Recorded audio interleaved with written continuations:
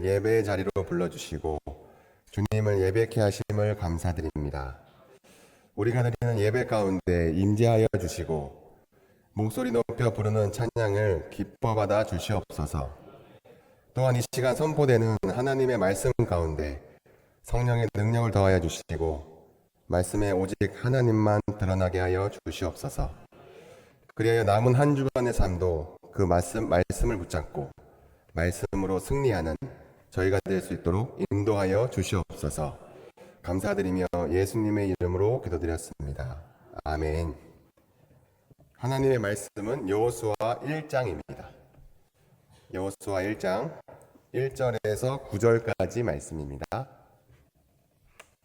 여호수아 1장 1절에서 9절까지 말씀입니다. 구약성경 320페이지입니다. 여호수아 1장 1절에서 9절까지 저희 한 목소리로 함께 읽겠습니다. 시작.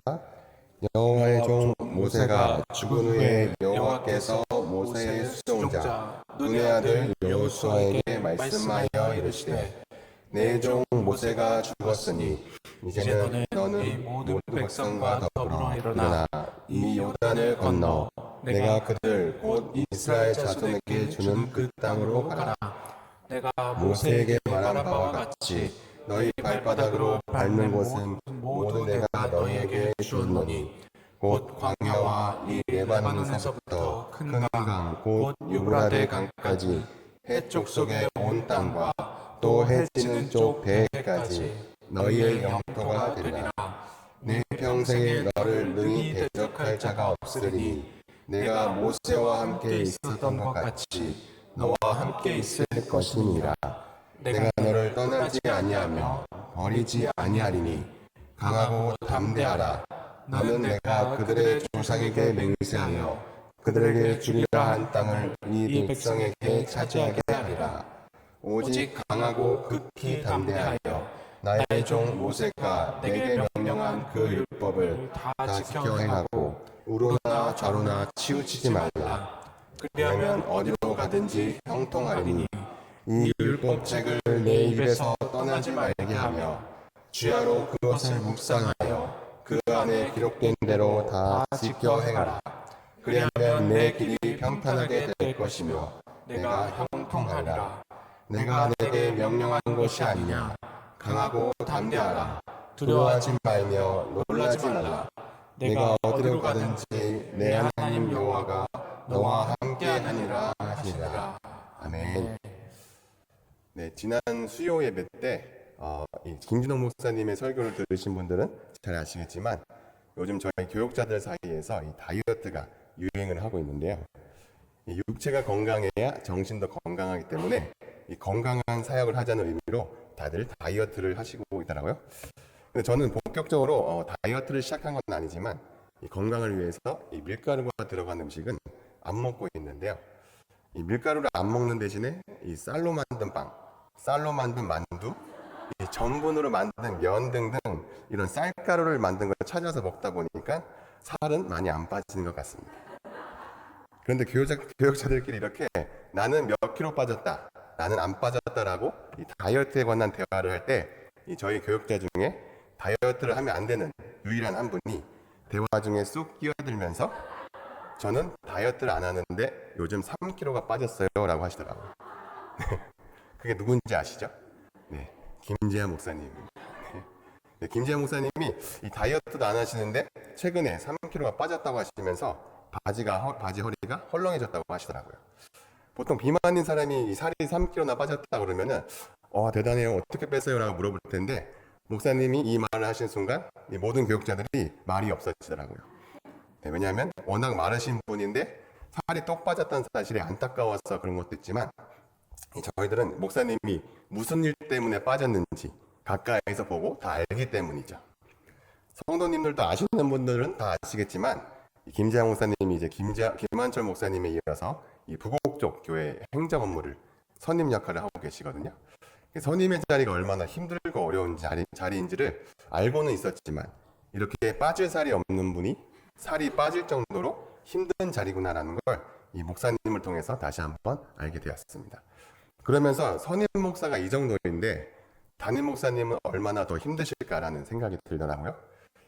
그래서 강남교회를 섬기시다가 지금은 삼일교회를 섬기시는 이 송태근 목사님도 이 그분의 저서에서 이렇게 고백하셨는데요. 함께 보실까요? 교회가 점점 커지고 갈수록 짐이 무거워지면서 자신이 너무 무능력하다는 것을 절감하게 되었습니다. 그래서 밤에 잠도 잘 오지 않고 자다가도 새벽 한두 시에 벌떡 일어나 교회로 뛰어가곤 했습니다.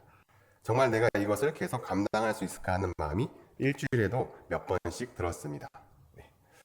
저도 송태근 목사님과 같은 마음이었던 때가 있었는데요.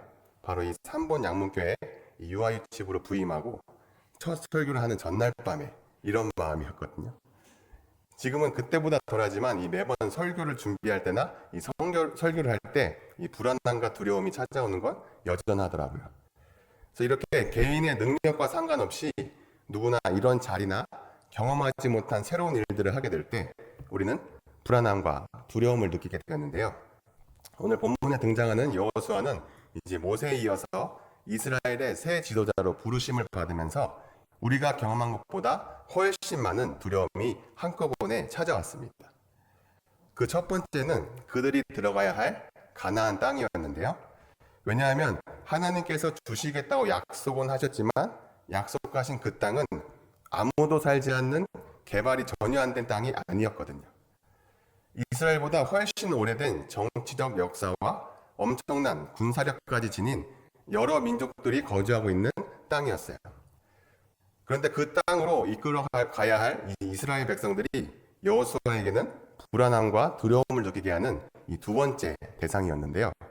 왜냐하면 여호수아가 가까이서 보고 겪은 이스라엘 백성들은 이 출애굽을 할 때부터 이 지도자인 모세에게 불평과 불만을 얘기해 왔거든요. 그래서 출애굽기 14장 11절에 자신의 뒤를 쫓아오는 애굽의 병사들 앞에서는 그들이 또 모세에게 이르되 애굽에 매장지가 없어서 당신이 우리를 이끌어내어 이 광야에서 죽게 하느냐? 어찌하여 당신이 우리를 애굽에서 이끌어내어 우리에게 이같이 하느냐라며 불평을 하고 또 출애굽기 16장 3절에서는 출애굽하고 난 뒤에 광야에서 이스라엘 자손이 그들에게 이르되 우리가 애굽 땅에서 고기가마 곁에 앉아있던 때와 떡을 배불리 먹던 때에 여호와의 손에 죽었더라면 좋았을 것을 너희가 이 광야로 우리를 인도해내어 이 온 회중이 주려 죽게 하느노다라며 늘 불평과 불만을 달고 살아왔습니다. 그런데 여호수아에게 이 두 가지 두려움보다 더 큰 두려움은 바로 이런 이스라엘 백성들을 이끌어줄 지도자 모세가 죽었다는 사실입니다. 왜냐하면 모세의 죽음은 단순히 한 지도자의 죽음이 아니었거든요. 모세는 이스라엘에게 미래였습니다. 그리고 모세의 지도 아래 하나님의 명령을 수행한 여호수아에게 모세는 아버지처럼 의지하는 존재였어요. 그런 아버지 같은 모세가 가나안 정벌이라는 이제 큰 일을 앞두고 죽고 없어졌으니 이 여호수아에게는 이 모세의 죽음이 가장 큰 두려움으로 다가왔을 것입니다. 성경에는 여호수아가 이 일로 두려워했다고 직접 언급하진 않지만 본문의 말씀을 보면 여호수아가 얼마나 두려워했는지를 알 수 있는 것이 이 본문 6절과 9절까지 반복해서 하시는 말씀이 강하고 담대하라. 오직 강하고 극히 담대하여. 강하고 담대하라. 두려워하지 말며 놀라지 말라 이거든요.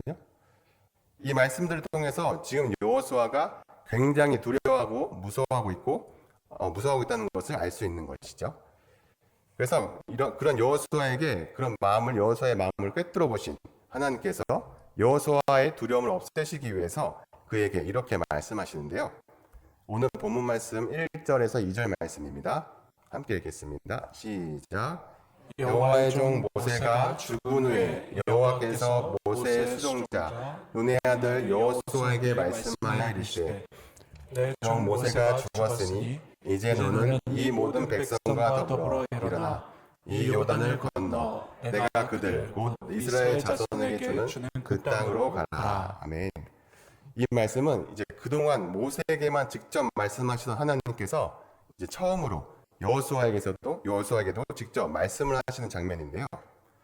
하나님은 죽은 모세를 그리워하며 두려워하고 있는 여호수아에게 1절과 2절에 반복적으로 여호와의 종 모세가 죽은 후에 내 종 모세가 죽었으니 라고 말씀하시면서 너가 그렇게 따르고 섬기는 모세가 하나님의 말씀에 불순종하면서 그의 세대는 끝났고 이제 여호수아의 새로운 시대가 시작되었음을 알려주십니다. 쉽게 말하면 이 모세의 죽음에 30일 동안 슬퍼하고 있는 여호수아에게 정신 차리라고 하는 것이죠. 그러면서 하나님은 여호수아뿐만 아니라 이 말씀을 읽는 우리들에게도 이 모세에게 향해 있던 시선을 하나님께로 향하도록 우리를 인도하시는데요. 1절에 보면 하나님이 모세에게는 여호와의 종 모세가 라고 부르시지만 여호수아에게는 모세의 수종자 눈의 아들 여호수아라고 부르시죠. 여호와의 종과 모세의 수종자 모두 이 종이나 섬기는 자라는 의미를 갖는데요. 두 단어의 히브리어 원어를 살펴보면 여호와의 종이라고 할 때 쓰여진 종은 히브리어로 에베드라고 하고요. 모세의 수종자 할 때 수종자는 히브리어로 쉐레트라고 하거든요. 그런데 모세에게 쓰인 이 에베드는 단순히 노예나 하인을 뜻하는 것이 아니라 우리가 생각하는 사회 계층에서 천한 신분의 사람을 가리키는 개념으로 생각하시면 안 되는 것이죠. 왜냐하면 구약 성경이 말하고 있는 이 종의 범주는 이 왕을 섬기는 신하들과 같이 사회의 높은 계층의 귀족들까지도 포함되거든요. 그런 의미로 쓰인 말씀이 사무엘상 19장 1절 말씀인데요. 우리 함께 읽어보겠습니다. 시작. 사울이 그의 아들 요나단과 그의 모든 신하에게 다윗을 죽이라 말하였더니 사울의 아들 요나단이 다윗을 심히 좋아하므로. 네, 여기서 모든 신하에게 할 때 이 바로 신하가 원어로는 에베드가 쓰였고요. 또 에베드는 하나님으로부터 부름받아 이 선민의 반열에 서게 된 이스라엘 백성을 나타내기도 했는데요. 시편 136편 22절 말씀을 같이 읽어보겠습니다. 시작. 곧 그 종 이스라엘에게 기업으로 주신 이에게 감사하라. 그 인자하심이 영원함이로다. 아멘. 네, 여기서도 그 종 이스라엘에게 할 때 종이 원어로는 에베드가 쓰인 것이죠. 그런데 하나님은 이 모세와 여호수아 둘 다 이 하나님을 섬기도록 부름받은 여호와의 종들인데도 왜 에베드와 쉐레트처럼 각각 다른 명칭으로 성경에 기록한 것일까요? 우리가 문맥을 통해서 유추해 보자면 첫 번째는 모세는 하나님과 대면하면서 직접 계시를 받았어요. 하나님과의 친밀성은 역사상 그 누구와도 비교가 안 되죠. 하지만 여호수아는 하나님을 섬기는 위치에서 하나님과 밀접한 관계를 가지고 있었지만 여호수아의 사역은 주로 이미 모세를 통해서 계시된 바를 실천하는 역할이었죠. 그러니까 에베드와 쉐레트의 차이는 하나님의 말씀을 직접 듣고 하나님을 섬기는 종이냐, 하나님의 말씀을 듣지만 사람의 시중을 듣는 종이냐의 차이인 것이죠. 즉 누구를 더 두려워하느냐인 것이에요. 그래서 하나님은 이 쉐레트에 익숙해 있는 여호수아를 여호와 하나님만 두려워하며 이제는 스스로 하나님의 음성을 듣고 순종할 수 있는 여호와의 종 이 에베드로 세우시기 위해서 그의 삶 가운데 함께 하시면서 그를 빚어가시는데요. 본문 2절 말씀을 다시 한번 읽겠습니다. 시작. 내 종 모세가 죽었으니 이제 너는 이 모든 백성과 더불어 일어나 이 요단을 건너 내가 그들 곧 이스라엘 자손에게 주는 그 땅으로 가라. 네, 하나님은 이 자신의 음성을 듣고 행하던 이 모세가 죽었으니 이제라고 말씀하시면서 모세의 죽음과 이제부터 여호수아에게 맡겨질 새로운 사역이 이 대등함을 강조하고 계시는데요. 그러니까 모세가 시간이 흘러서 자연스럽게 죽게 되었기 때문이 아니라 여호수아를 부르신 것은 지금까지 여호수아를 이스라엘의 지도자 역할을 하기 위해서 합당한 자로 세우시기 위해서 계속 훈련시켜 오셨고 이 오랜 훈련 기간을 통해서 준비된 지도자를 할 수 있는 이 여호수아를 마침내 쓰실 때가 되었기 때문에 이제 부르셨다는 의미인 거예요.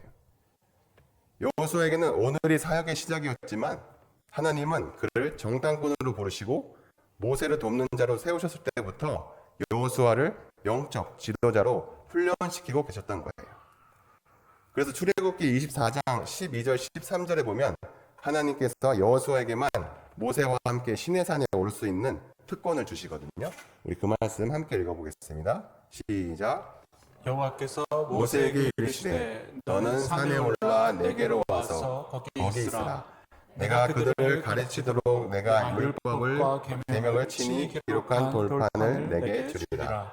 모세가 그의 부하 여호수아와 함께 일어나 모세가 하나님의 산으로 올라가며. 아멘.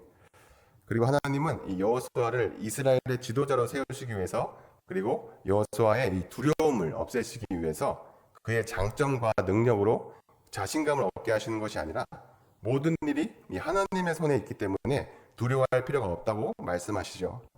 그러시면서 여호수아에게 모세에게 했던 약속 그대로 여호수아에게도 전해주시는데요. 내가 모세에게 말한 바와 같이 너희 발바닥으로 밟는 곳은 모두 내가 너희에게 주었노니 곧 광야와 이 레바논에서부터 큰 강, 곧 유브라데 강까지 해쪽 속의 온 땅과 또 해지는 쪽 대해까지 너희의 영토가 되리라. 우리는 흔히 이 3절 말씀을 많이 오해해서 내가 무조건 걸어간 만큼 하나님이 땅을 주신다고 생각하거든요. 그래서 선교를 나가거나 이 외국에서 땅 밟기를 할 때 내가 갈 수 있는 한 최대한 많이 가려고 해요. 그런데 여기서 발은 힘을 상징하기 때문에 발바닥으로 밟는다는 표현은 단순히 땅을 밟고 돌아다닌다는 의미가 아니라 힘으로 정복한다는 의미인 것이죠. 즉 하나님께서 주시기로 약속하신 땅이지만 그 모든 땅이 그냥 저절로 주어지는 것이 아니라 믿음으로 나아가 가나안의 대적들과 싸워서 쟁취해야 한다는 의미인 거예요. 하나님이 약속하신 말씀도 없이 그저 내가 갖고 싶은 땅에서 가서 땅을 받는다면 그것은 하나님의 약속을 믿는 것이 아니라 나를 믿는 것이 되겠죠. 실제로 이스라엘 백성들도 이 하나님의 약속하신 말씀에 순종하지 못하고 모든 땅을 정복하지 못하게 됐거든요. 그래서 여호수아 13장 13절에 그술 족속과 마아가 족속은 이스라엘 자손이 쫓아내지 아니하였으므로 그술과 마아가시 오늘까지 이스라엘 가운데서 거주하느니라 라고 하세요. 이제 그들의 영토가 이 하나님이 약속하신 영토와 비슷하게 확장된 때는 다윗부터 솔로몬에 이르는 시대에 가서나 가능했던 것을 보면은 우리 안에는 아직도 이 내 마음대로 내가 믿고 싶은 대로 믿으려는 성향이 많다는 것을 알 수 있죠. 그리고 이렇게 내 생각대로나 아니면 주변의 사람들의 이 속삭이는 말 때문에 하나님의 약속의 말씀들을 내 마음대로 해석하기 시작하면은 그때 우리는 좌로나 우로나 치우치게 되는 겁니다. 그래서 본문 7절 말씀에 여호수아에게도 이렇게 말씀하시는데요. 우리 함께 읽어볼까요? 시작. 오직 강하고 극히 담대하여 나의 종 모세가 내게 명령한 그 율법을 다 지켜 행하고 우로나 좌로나 치우치지 말라. 그리하면 어디로 가든지 형통하리니. 아멘. 이 말씀을 보면서 우리의 삶의 기준인 율법을 다 지켜 행해서 이 좌로나 우로나 치우치지 않게 하는 것이 쉽지만은 않은 일이라는 게, 그렇게 살기 위해서는 오직 강하고 극히 담대함이 필요하기 때문입니다. 지금도 보시면 우리는 슬슬 이 하나님께서 지키라고 하신 말씀들이 많아지면서 지겨워지기 시작하고 이 순종하고 싶은 마음이 없어지잖아요. 이런 연약한 가운데 우리가 이 기록된 대로 다 지켜 행하게 되면은 하나님은 우리의 길이 평탄하고 형통하게 된다고 말씀하세요. 그리고 여호수아는 여호수아서 6장에서 이 말씀에 순종해서 하나님이 주시는 이 형통을 경험하는데요. 6장에 어떤 사건인지 혹시 아시나요? 네, 바로 여리고성의 함락입니다. 이 하늘의 병사가 이 여리고를 공략할 이 기묘한 작전을 여호수아에게 전하시는데요. 그 작전은 6일 동안 이스라엘군이 매일 한 번씩 여리고성 주위를 걷는 것이죠. 그때 제사장은 이 양의 뿔로 만든 나팔을 부는데 7일째 되는 날에는 군대가 여리고성 주위를 7번 돌아야 합니다. 그리고 제사장이 나팔을 부는 것으로 신호하면 모두가 큰 소리로 함성을 지르는 것인데요. 여러분께 만약 꿈에 천사가 나타나서 이 갖고 싶은 집이나 이 취직하고 싶은 회사가 있으면 그 집이나 회사 건물을 6일 동안 한 번씩 걷고 7일째는 나팔을 불면서 큰 함성을 지르라고 하면은 여러분은 이 말씀에 순종할 수 있나요? 네. 그때 나의 생각과 이제 해석이 들어오게 되면은 하나님의 말씀에 순종하지 못하고 좌로나 우로나 치우치면서 그냥 그 아파트나 회사에 서류를 넣어보라는 의미겠지라며 말씀을 내 마음대로 해석하고 결국은 말씀에 순종하지 못하게 되는 것이죠. 하지만 여호수아는 그 하나님의 명령에 그대로 순종했습니다. 그리고 그 순종의 결과인 형통을 경험하게 되는데요. 여호수아서 6장 20절 말씀입니다. 함께 읽겠습니다. 시작. 이에 백성은 외치고 제사장들은 나팔을 불매 백성이 나팔 소리를 들을 때 크게 소리질러 외치니 성벽이 무너져 내린지라. 백성이 각기 앞으로 나아가 그 성에 들어가서 그 성을 점령하고. 네, 이처럼 성경이 말하는 형통은 내가 생각하는 소원이 이루어지는 것이 아닙니다. 나의 순종과 믿음을 통해서 나와 함께 하시는 하나님의 뜻과 계획이 이루어지는 거예요. 그리고 그 하나님의 뜻은 나만 잘 먹고 잘 사는 것이 아니라 나를 통해서 그 복이 흘러가게 되어 있어요. 그래서 창세기 39장에서 이 요셉이 고난 가운데에도 하나님이 함께 하시기 때문에 그가 형통한 자가 되어서 그가 종으로 팔려간 집도 함께 복을 받게 되거든요. 그래서 창세기 39장 5절 하반절 말씀을 함께 읽겠습니다. 시작. 여호와께서 요셉을 위하여 그 애굽 사람의 집에 복을 내리심으로 여호와의 복이 그의 집과 밭에 있는 모든 소유에 미친지라. 아멘. 네, 우리는 여기까지 이제 하나님께서 여호수아를 세워나가시는 과정들을 보면서 하나님께서 여호수아의 두려움을 떨쳐내시기 위해서 무엇을 말씀하셨는지를 살펴봤는데요. 결론부터 말하자면 여호수아는 한 가지만 잘하면 됐습니다. 바로 하나님의 말씀에 순종하기만 하면 되는 거였어요. 왜냐하면 여호수아를 이 하나님의 말씀을 직접 듣고 따르는 이 여호와의 종으로 세우시기 위해서였죠. 처음에 여호수아 1장 1절에서 하나님은 여호수아를 이 모세의 시종 쉐레트라고 말씀하셨어요. 그런데 이제 하나님이 여호수아를 이 모세에게 칭했던 여호와의 종인 에베드라고 말씀하시는데요. 바로 여호수아서의 제일 마지막 장인 여호수아 24장 29절입니다. 함께 읽겠습니다. 시작. 이후에 여호와의 종 눈의 아들 여호수아가 110세에 죽음에. 하나님은 이 여호수아의 마지막에 여호수아의 삶을 평가하시면서 그가 이제 모세와 같은 이스라엘 백성들에게 이 하나님의 뜻을 직접 듣고 전하는 지도자였다고 평가하세요. 그것이 바로 하나님의 종 에베드인 것이죠. 그리고 여호수아는 그동안 파란만장한 세월 동안 이 경험한 하나님의 말씀을 이 고별 설교로 백성들에게 전하는데요. 여호수아서 24장 14절 15절 말씀입니다. 함께 읽겠습니다. 시작. 그러므로 이제는 여호와를 경외하며 온전함과 진실함으로 그를 섬기라.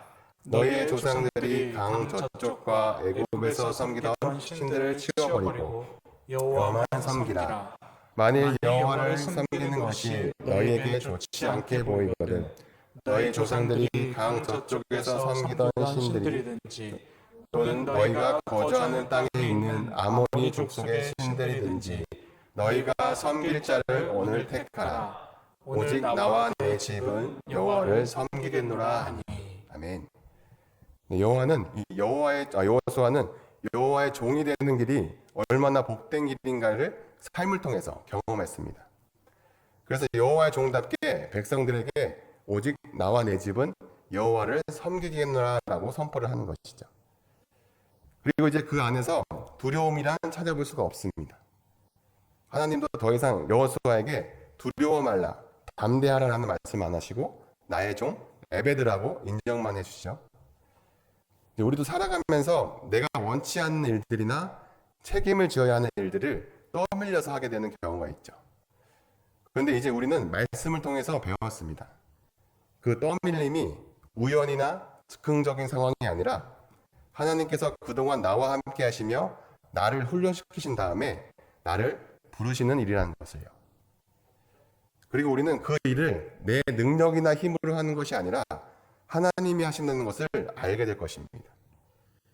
이걸 경험한 이 최연소 나이에 가야금 대통령상을 수상한 이 이해랑 집사가 얼마 전에 이 CGN TV에 나와서 간증을 한 영상이 있는데요. 우리 그 영상을 함께 보시겠습니다. 저쪽 창, 병창 뭐 사랑, 사랑, 땅 지금 같이 하는 거예요. 병창이라고 하는데 병창 1등 하신 선생님하고 저하고 이제 결승전에 올라가는 경기를 또 마지막 왕전. 이 문화부 장관상 2명 중에 1명만 대통령상을 주는 거예요. 근데 빨리 엄마가 얘랑 늦지 않았어. 지금 이제 기권해. 어머니는 도대체 왜 그러셨을까요? 욕먹을까봐. 너무 사람들이 많은데 제가 저 구석에 가가지고 무릎 꿇고 기도를 드린 거예요. 뭐라고 기도를 드렸냐면 무릎 꿇고 하나님 제가 이미 상 받을 수 없는 상황인데 무너뜨릴 수 없는 17상도 무너뜨리신 분이신데 제가 인간들이 주는 저 대통령상 말고 나중에 하나님 상 받을 수 있는 사람이 되게 해주시고 오늘 상을 못 받는다고 하니까 기도 하나만 들어주세요 하나님. 최고의 연주를 허락해 주세요.